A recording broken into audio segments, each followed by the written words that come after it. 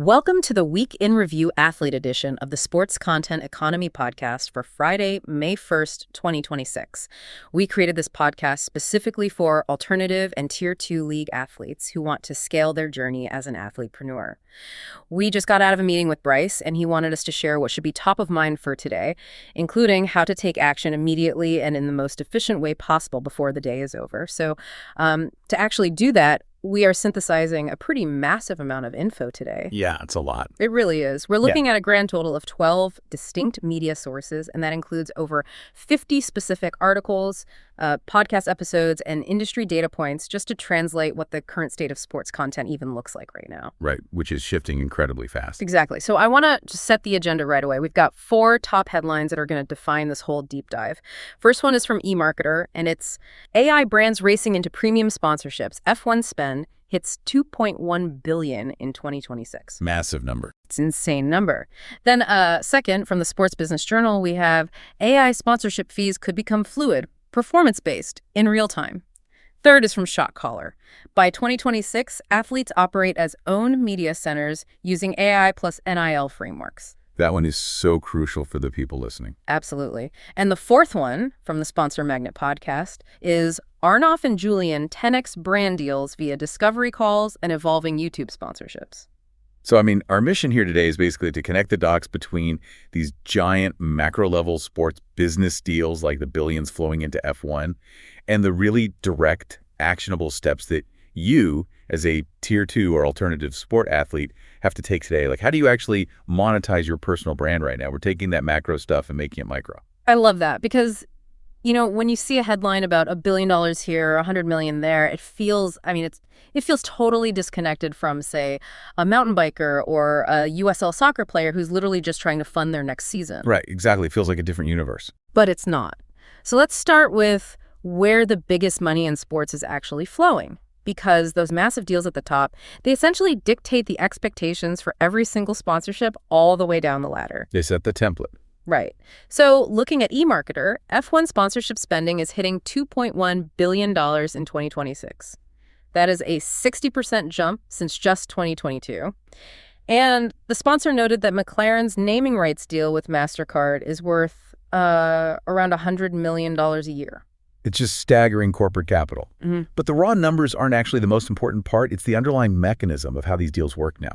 Archer Law put out this great analysis pointing out that AI companies, they are prioritizing what they call business-backed deals. Okay, what does that mean exactly? Well, it means they do not care about mass visibility anymore. Right. Like, they don't want a simple logo placement on a jersey that just flashes on TV for a few seconds. Yeah. They're demanding actual enterprise access, deep data integration, and measurable business outcomes. Oh, wow. Okay, so to put it in perspective, it sounds like sports sponsorship is moving from, buying a giant highway billboard to buying a hyper-targeted Google ad. Yes, that is the exact psychology here. A billboard is just general awareness, right? You just hope a million cars drive by. But the Sports Business Journal, they revealed this seismic shift happening in the actual contracts. Wait, what kind of shift? Fixed-fee sponsorships are basically dying. Oh. So a brand paying you $10,000 for a season, that's being replaced by fluid outcome-based agreements.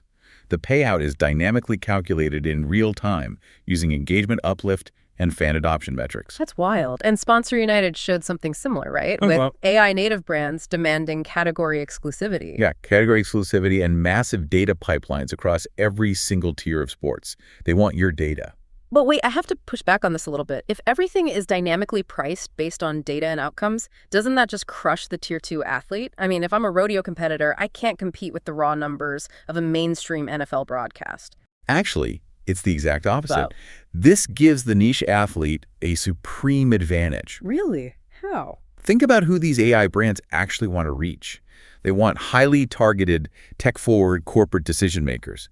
And they're realizing they don't actually need an NFL broadcast to find those people. Oh, I see. Right. So if you're an endurance racer or a gravel cyclist and you have 30,000 super engaged, incredibly loyal followers, people who are probably highly educated professionals, you are suddenly extremely competitive with a mid-tier mainstream star. Because the mainstream star just has the billboard, but you have the targeted conversion engine. Exactly. You actually have the audience they want to convert. That is a total paradigm shift. Yeah. And it really leads into the first immediate action item Bryce wanted us to push today. Listen up, because before the day is over, you need to audit all your social media analytics, every platform. Yes, do not wait on this. You need to compile what we're calling an audience quality report. So this has to include your engagement rate, your demographic breakdown, a follower loyalty score, and how your content performs by category. This is your brand new pitch document. Because sponsors are no longer asking how many people like you. They're asking who likes you, where they work, and what they will do when you ask them to act. Exactly. But having that audience quality report is pretty much useless if you're just handing all that data over to a platform you don't even control, right? Oh, 100%. Yeah. If sponsors want rich fan data and deep audience integration, you have to actually own the platforms where your fans live. And we're seeing this play out in real time. The SBJ Morning Buzzcast had so much sports news this week proving this. They talk about KKR and MLS investing in minor league soccer, NASCAR making big executive moves. Traditional leagues are pivoting incredibly hard to owned data. Because the old model is literally crumbling. The SBJ Buzzcast specifically talked about the total collapse of local sports media. Right, like Bally Sports and the Main Street networks just falling apart. Yeah, and when those regional networks collapse, it forces everyone, teams and individual athletes, to build direct-to-fan revenue. You can't just rely on a broadcaster anymore. Which is exactly what ShotCaller and Forbes were highlighting. They basically said athletes are bypassing traditional endorser roles and becoming these owned media centers. Yeah, the Forbes piece had that amazing example with the Olympic gymnast Frederick Flips Richard. Oh, yeah.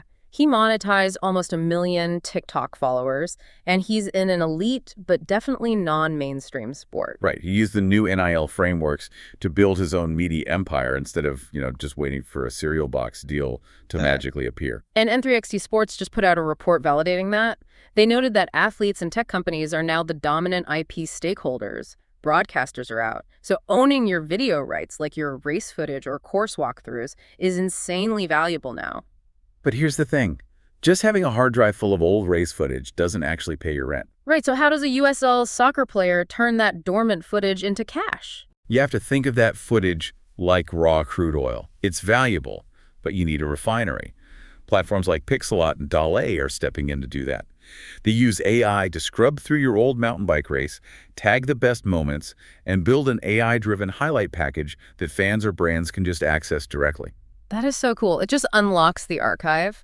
But the window to establish these owned channels is closing fast before the platforms just commoditize everything. Which brings us to the next action item. Yes. Before the day's over, you need to claim a YouTube channel if you haven't already.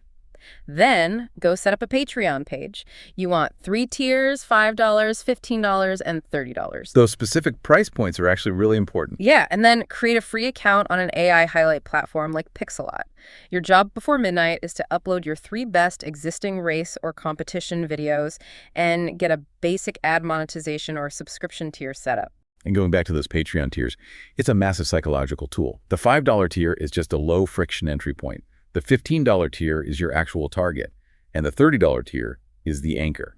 It makes the $15 option look like a total steal while still catching your superfans who want behind-the-scenes access. Okay, so now you've got the audience quality report and you own your video IP, but, and this is where so many people get completely stuck, how do you actually get brands to say yes without leaving thousands of dollars on the table? Yeah, pitching is where the entire thing usually falls apart. Right. And the Sponsor Magnet podcast just did a whole series on why brand deals feel so hard to get right now. The reality is your follower count is no longer a proxy for influence, period. There's just been a massive explosion of creator supply. Athletes are basically a commodity now. So a brand emails you and you just reply with a single flat rate like, hey, it's $1,000 for a post. Yeah. You are quietly killing your own deal flow. So if a flat rate is dead, how should an athlete negotiate? Well, Howie Chan was on a Sponsor Magnet episode, and he said you have to stop chasing inbound AI pitches. Instead, you survey your audience to reverse engineer a pitch that solves a problem the brand actually has. So you're not selling an Instagram post, you're solving a business problem using your audience data. Exactly. There was that other Sponsor Magnet episode with Arnav and Julian that I loved. They do strategy for Dr. Justin Sun, who has a huge YouTube channel, and they 10x'd his brand deals by totally ditching email negotiations. Yeah, they literally refuse to talk money over email. Right. They insist on a discovery call first. And the only goal of that call is to understand the brand's outcome goals. Then they use this 3-package pitch to close the deal. And that 3-package pitch is using the exact same psychology as the Patreon tiers we just talked about. Oh, right, the anchoring. Exactly. On the discovery call, you find out the brand wants to drive, say, email signups. Don't just give them one price. You offer base package, then a super expensive premium CEO-level product integration, and finally a middle package. The sweet spot. Right. It completely shifts the conversation from, should we hire this athlete, to which of these 3 packages should we buy? So you're escaping the drive-through menu mindset. You're no longer an influencer begging for a handout. You're a consultant solving a business problem. You just build a custom package based on that audience quality report you made today. But here's the catch. If you sell a massive, multi-tiered CEO integration, you actually have to deliver the content. And you can't spend 40 hours a week editing videos when you have to train and compete. Which brings us to the tech stack and the clipping economy. The Colin and Samir show did a great breakdown of Q1 2026 macro trends. They pointed to live streaming, AI video hitting mainstream, and this massive clipping economy. They called it turning fame into an assembly line, right? Yes, turning fame into an assembly line. And ShotCaller backed this up too, saying AI-assisted content creation isn't a novelty anymore. It's core infrastructure. You literally have to use AI to mass-produce content if you're running your own media center. There's no other way to keep up. But wait, what about audience fatigue? I was listening to the Creator Spotlight podcast, and Macy Gilliam was on talking about her Out There series for Morning Brew. It's super deep, documentary-style content where she learns interesting jobs. Doesn't that prove deep storytelling is still what works, rather than just AI volume? Deep storytelling definitely has its place. But you have to be realistic. You are a professional athlete, not a full-time video producer with a massive budget. For you, volume and deficiency feed the algorithm. Okay, so use the high-volume clips to cast a wide net. Exactly. You cast the net on TikTok and Instagram, and then save the deep storytelling for the people who actually enter your private ecosystem. Jacobs Council actually wrote about this, noting that the next frontier of NIL is token-gated access. Token-gated access. Let's break that down for the listeners. What does that actually look like for them? Basically, it's creating digital communities where fans have to hold a specific digital token or a subscription to get in. Niche fan bases like big wave surfers or ultra runners, they will gladly pay for exclusive Q&A sessions and intimate training access. So the free AI clips pull them in and the token gate monetizes them. Exactly. And it doesn't even have to be crazy Web3 tech. The 505 podcast pointed out that traditional newsletters like using Beehive are still an explosive way to own your brand off platform. If Instagram nukes its algorithm tomorrow, you still own your email list. The whole ecosystem just revolves around your athletic career. AI clipping feeds the algorithm feeds your newsletter, and that feeds your Patreon. Perfect. So to get that flywheel spinning, here is your final action item for today. Before the day is over, download an AI clipping tool, something like Opus Clip or Descript. Both are great options. Grab one piece of your existing long-form race footage, maybe the one you just put on Pixelot, and use the AI to chop it into 3 short-form clips under 60 seconds. Optimize them for Reels, TikTok, and Shorts. Yep, and post all 3 with niche-specific hashtags before midnight tonight. Don't overthink the edit. Let the AI be your refinery. It just removes the friction, It reclaims those hours you would have wasted editing manually so you can actually train or take those high-value discovery calls with brands. We covered so much ground today. We went from outcome-based AI sponsorships giving niche athletes a massive advantage to escaping traditional media by owning your video IP. We talked about ditching the flat-rate influencer mindset for discovery calls and 3-package pitches, and finally, using the clipping economy to mass-produce content. It's a ton of strategy, but it's an unbelievable opportunity. And I want to leave everyone with one final thought to mull over. Let's hear it. We've talked a lot about using AI tools and algorithmic metrics to dynamically price your value. But if fame is really just an assembly line driven by AI, who actually owns your athletic legacy? Oh, wow. Right. Is it you, the athlete, who's actually bleeding and sweating out there? Or is it the algorithm that packages and prices it? You have the tools now. Take control of your data and your IP today before the platforms take control of you. It's such a powerful question to keep top of mind. Thank you so much for joining us on this deep dive. Make sure you hit those action items, audit your analytics, set up your 3-tier Patreon, and clip that footage before midnight. We will see you next time. Thanks for listening to this edition of the Daily Sports Content Economy Podcast. If you're ready to build your content media empire, we should probably talk. Visit rootgroupmarketing.com. Thanks for watching and listening.